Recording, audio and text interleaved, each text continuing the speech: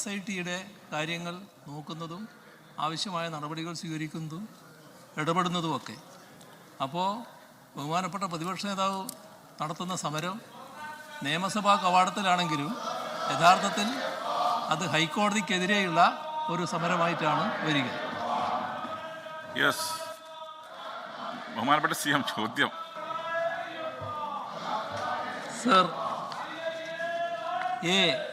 ഉണ്ട് മുഖ്യമന്ത്രിയുടെ സംരംഭകത്വ വികസന പദ്ധതിയിൽ ഉൾപ്പെടുത്തി 19/1/26 വരെ 3360 വായ്പകൾ അനുവദിച്ചതിലൂടെ 2963 സംരംഭങ്ങൾ കേരളത്തിൽ ആരംഭിച്ചിട്ടുണ്ട്.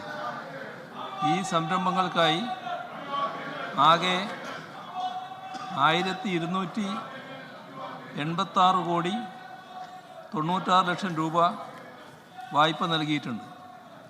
പലിശ നിരക്കായ 10% നിന്ന് സർക്കാർ സബ്സിഡി 3%, KFC റിബേറ്റ് 2% കുറച്ച് 5% നിരക്കിലാണ് വായ്പകൾ നൽകി വരുന്നത്. വായ്പാ പരിധി 2 കോടി രൂപയാണ്. നിലവിലെ വായ്പാ കാലാവധി 5 വർഷമാണ്. ഇത് ദീർഘിപ്പിക്കാനുള്ള തീരുമാനം നിലവിൽ കൈക്കൊണ്ടിട്ടില്ല. പദ്ധതിയുടെ ഗുണഭോക്താക്കളിൽ 1374 വനിതാ സംരംഭകരുണ്ട്. പദ്ധതിയിലൂടെ ഇതിനകം 87,440 തൊഴിലവസരങ്ങൾ സൃഷ്ടിക്കപ്പെട്ടിട്ടുണ്ട്. പദ്ധതി ആരംഭിച്ചതു മുതൽ പലിശ സബ്സിഡി ഇനത്തിൽ 46 കോടി 60 ലക്ഷം രൂപ സർക്കാരും പലിശ കിഴിവിനത്തിൽ റിബേറ്റിനത്തിൽ 25 കോടി 81 ലക്ഷം രൂപ KFCയും ചെലവഴിച്ചിട്ടുണ്ട്. ശ്രീ സേവ്യർ ചിറ്റലപ്പള്ളി. സാർ, സംസ്ഥാനത്തെ അഭ്യസ്തവിദ്യരായ യുവാക്കൾക്കും പ്രവാസികൾക്കും വനിതകൾക്കും സ്വന്തമായി സംരംഭങ്ങൾ തുടങ്ങാൻ വലിയ കൈത്താങ്ങാണ് മുഖ്യമന്ത്രിയുടെ സംരംഭകത്വ വികസന പരിപാടിയിലൂടെ രൂപപ്പെട്ടിട്ടുള്ളത്. ഇത് നമ്മുടെ വ്യവസായ മേഖലയിൽ വിപ്ലവകരമായ ഒരു മാറ്റം ഉണ്ടാക്കിയിട്ടുണ്ട്. മുഖ്യമന്ത്രിയുടെ സംരംഭകത്വ വികസന പരിപാടി മുഖേന എത്ര സംരംഭങ്ങൾ ഇനിയും ആരംഭിക്കാൻ കഴിയും? നിയമസഭയിൽ നിന്ന് ഉമേഷ് ബാലകൃഷ്ണൻ തത്സമയം ചേരുന്നു. ഇന്ന് പ്രതിപക്ഷത്തിന്റെ പ്രതിഷേധം നിയമസഭയിൽ ശക്തമാകും എന്ന സാഹചര്യത്തിൽ ഈ റിപ്പോർട്ടിലേക്ക് പറയും. 500 സൂക്ഷ്മ ചെറുകിട സംരംഭങ്ങൾ തുടങ്ങാനാണ് പദ്ധതി ലക്ഷ്യമിടുന്നത്. സംരംഭകരെ കൂടാതെ ഓരോ സ്ഥാപനത്തിൽ നിന്നും ശരാശരി 5 പേർക്ക് പ്രത്യക്ഷമായും 10 പേർക്ക് പരോക്ഷമായും തൊഴിൽ ലഭിക്കാൻ സാധ്യതയുണ്ട്. Second question. മുഖ്യമന്ത്രിയുടെ സംരംഭകത്വ വികസന പരിപാടിക്ക് ലഭ്യമായ ദേശീയ അംഗീകാരം എന്തെന്ന് വിശദമാക്കാമോ? ബഹുമാനപ്പെട്ട CM. സർ, പദ്ധതികൾക്ക് സാധാരണഗതിയിൽ നല്ല അംഗീകാരം തന്നെയാണ് ലഭ്യമാകുന്നത്.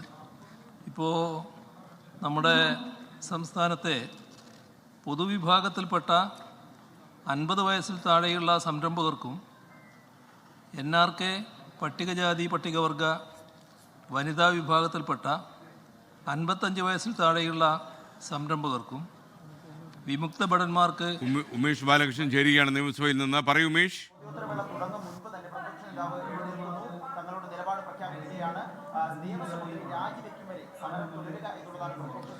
സഭ തുടങ്ങിയപ്പോൾ തന്നെ പ്രതിപക്ഷം പ്രതിഷേധത്തിന്റെ എതിർപ്പ് അറിയിച്ചു. എന്തായാലും സഭാ നടപടികളുമായി സഹകരിക്കും. അതേസമയം 2 MLA മാർ നജീബ് കാന്തപുരവും CR മഹേഷും സഭാ കവാടത്തിന് മുന്നിൽ ശബരിമല സ്വർണ്ണക്കൊള്ളയുമായി ബന്ധപ്പെട്ടുള്ള പ്രതിഷേധം അറിയിച്ചുകൊണ്ട് സത്യഗ്രഹ സമരം ആരംഭിക്കുകയാണ് എന്ന് പ്രതിപക്ഷ നേതാവ് സഭയിൽ പ്രഖ്യാപിച്ചു.